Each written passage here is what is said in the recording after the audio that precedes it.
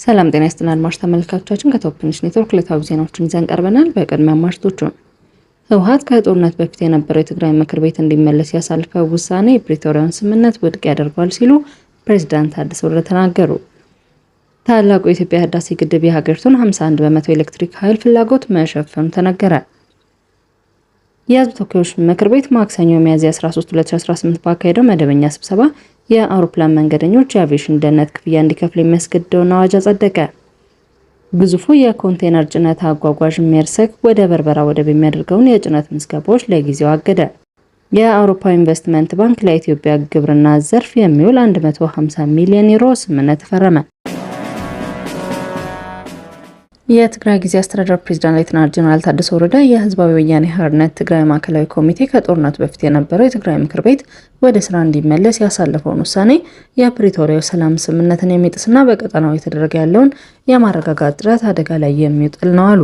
ሌተናንት ጄኔራል ታደሰ ወረደ ሚያዝያ 13 2018 በሰጡት መግለጫ ከጦርነቱ በፊት የነበረው የአስተዳደር መዋቅር መልሶ ለማቋቋም የተወሰነ ውሳኔ የፕሪቶሪያውን ስምምነት ውድቅ ያደርገዋል ብለዋል። የትግራይ ኮሚኒኬሽን ጉዳዮች ቢሮ ባወጣው መግለጫ መሰረት ፕሬዝዳንት ምክር ቤቱን ወደ ስራ የመለስ ሂደቱ ሊያስከትል የሚችለው አዎንታዊም ሆነ አሉታዊ ተጽዕኖ በጥንቃቄ ሊመረመር ይገባል ብለዋል። ምንም እንኳን እንዲህ አይነት የፖለቲካ ኩነቶች ቢፈጠሩም ጊዜ አስተዳደሩ ተግባሩ እንደሚቀጥል ሌተናንት ጄኔራል ታደሰ አረጋግጠዋል። የካቢኔ አባላትና የመንግስት ተቋማት በመደበኛ ስራቸው ላይ መሆናቸውና አገልግሎት መስጠታቸው እንደሚቀጥሉ ገልጸዋል።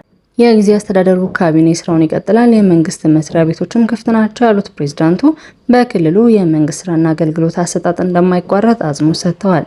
በተፈናቃዮችና በአወዛጋቢ ዙሪያዎች ስላለው ስጋት ያነሱት ሌተናንት ጄኔራል ታደሰ እነዚህ ጉዳዮች እንደ ቅደም ተከተላቸው የሚታዩ አጀንዳዎች መሆናቸውን ገልጸዋል።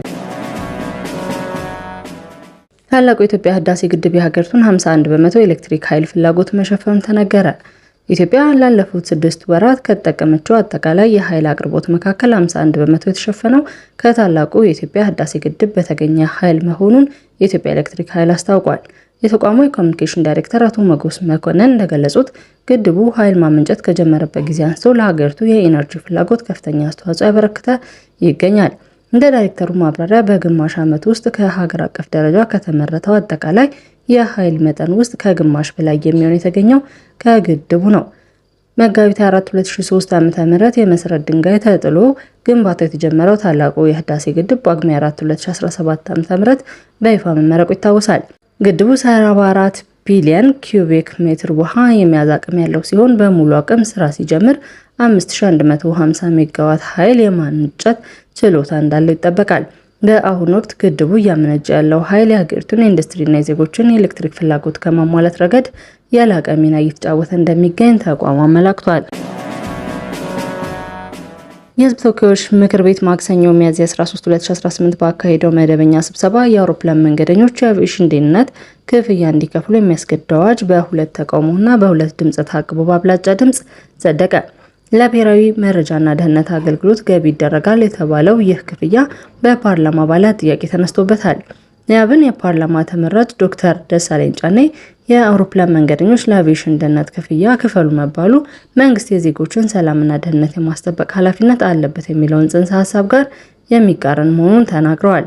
የሲቪል አቪዬሽን አገልግሎት ክፍያን ሊከፈል የሚገባው አየር መንገዶች እንጂ መንገደኞች ሊሆኑ እንደማይገባ የፓርላማ አባሉ አሳስበዋል። የሚሰበሰበው የአገልግሎት ክፍያ ለብሔራዊ ደህንነት ገቢ ይደረጋል መባሉ የሀገሪቱን የገንዘብ ስርዓት አለማወቅ ነው። ለሲቪል አቪዬሽን ባለስልጣን ለብሔራዊ ደህንነትን በጀት የሚመድበው ፓርላማው ሆኖ እያለ የመንግስት የፋይናንስ ስርዓትን በሚጥስ መልኩ ይህ አዋጅ መስተካከል አለበት ሲሉ ዶክተር ደሳለኝ በአዋጁ የማሻሻያ ሀሳብ አቅርበዋል። በህዝብ ተወካዮች ምክር ቤት የፕላን በጀትና ፋይናንስ ጉዳዮች ቋሚ ኮሚቴ ሰብሳቢ የሆኑት አቶ ደሳለኝ ወዳጆ በኩላቸው ክፍያ እንዲሰበስቡ በህግ ስልጣን የተሰጣቸው የገንዘብ ሚኒስቴርና ገቢዎች ሚኒስቴር መሆናቸውን አስታውሰዋል። እነዚህ ተቋማት እያሉ የብሔራዊ መረጃና ደህንነት አገልግሎት ገንዘብ እንዲሰበስብ በአዋጅ ረቂቅ ላይ መጠቀሱን አንስተዋል። በዓለም አቀፍ ደረጃ ግዙፍ የኮንቴነር የጭነት አጓጓዥ የሆነው ሜርሰክ ወደ በርበራ ወደብና ከወደቡ የሚወጡ አዳዲስ የጭነት ምዝገባዎችን ለጊዜው ማገዱን አስታወቀ። የበርበራ ወደብ ኢትዮጵያን ጨምሮ ለጎረቤት ሀገራት የሚላኩ የኮንቴነር ጭነቶችን የሚያልፍበት ቁልፍ የሎጂስቲክስ መስመር ነው። ሜርስክ ሚያዝያ 12 2018 ዓ.ም ለደንበኞቹ በወጣው ማሳሰቢያ እገዳው ወዲያውኑ ተግባራዊ እንደሚሆንና ይህም ከመርከቦች የጉዞ ፕሮግራም ለውጥ ጋር የተያያዘ መሆኑን ገልጿል። ድርጅቱ ወደቡ ለአካባቢውም ሆነ ኢትዮጵያን ጨምሮ ለጎረቤት ሀገራት ገቢዎችን እንደ ወሳኝ መርከብ ጭነት አቅራቢ ሲያገለግል መቆየቱን ተናግሯል። ኢትዮጵያ ፋይዳውን እያደገ የመጣውን በሶማሌላንድ የሚገኘውን የበርበራ ወደብ ለገቢና ወጪ ንግድ እንቅስቃሴ እንደ መውጫና መግቢያ በር ትጠቀምበታለች። በታህሳስ 2018 ዓ.ም ከፍተኛ የኢትዮጵያ ልዑክ ወደ ወደቡ መሰረተ ልማቶችና በአቅራቢው በሚገኘው በርበራ ነፃ የኢኮኖሚ ቀጠና ላይ ጉብኝት ማድረጋቸው ይታወሳል። ይህም አዲስ አበባ በስትራቴጂ የቀይ ባህር መስመር በኩል የንግድና የኢንቨስትመንት ትብብሯን ለማስፋት ያላትን ፍላጎት የሚያሳይ ነውም ተብሏል።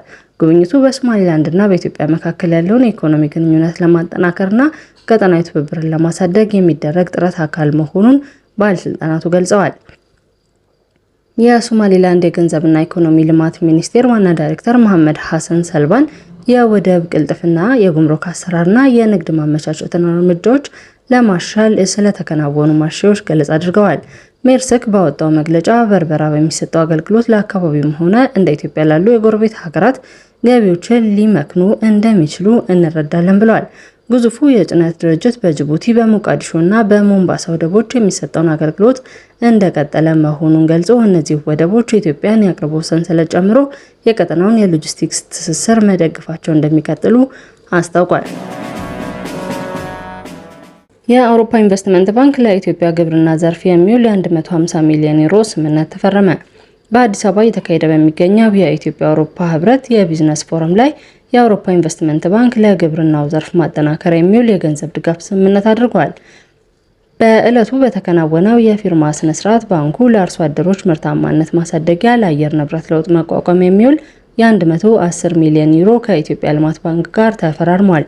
ይህ የገንዘብ ድጋፍ በገጠር አካባቢ ለሚገኙ የግብርና ኢንተርፕራይዞች ብድር የሚሰጡ የፋይናንስ ተቋማትን የሚያቀርብ ሲሆን ከገንዘብ ውስጥ 50 በመቶ ለሴቶች፣ 20 በመቶ ደግሞ ለአየር ንብረት ለውጥ መቋቋም የሚውል መሆኑ ተገልጿል። በተጨማሪም የአውሮፓ ኢንቨስትመንት ባንክ ከዘመን ባንክ ጋር የ40 ሚሊዮን ዩሮ ቀጥተኛ የብድር ስምምነት ተፈራርሟል። ስምምነቱ ዘመን ባንክ ወደ ውጭ ሀገር ምርት ለሚልኩ አነስተኛና መካከለኛ ኢንተርፕራይዞች የ20 ሚሊዮን ዩሮ ብድር እንዲያቀርብ ያስችለዋል። የዚህ ገንዘብ ድጋፍ 30 በመቶ በሴቶች ለሚመሩ ተቋማት፣ ቀሪው 30 በመቶ ደግሞ የአካባቢ ደህንነትን ለሚጠብቁ ኢንተርፕራይዞች የሚውል መሆኑ ተመላክቷል። እነዚህ ስምምነቶች መንግስት በወሰዳቸው ኢኮኖሚ ማሻሻያዎች አማካኝነት የተገኙ መሆናቸውን በመድረኩ ተገልጿል። በፎረሙ ላይ በንጹህ ኢነርጂና በዲጂታል ትራንስፎርሜሽን ዘርፎች ላይ ያተኮሩ ሌሎችም የመግባቢያ ስምምነቶች ተፈርመዋል።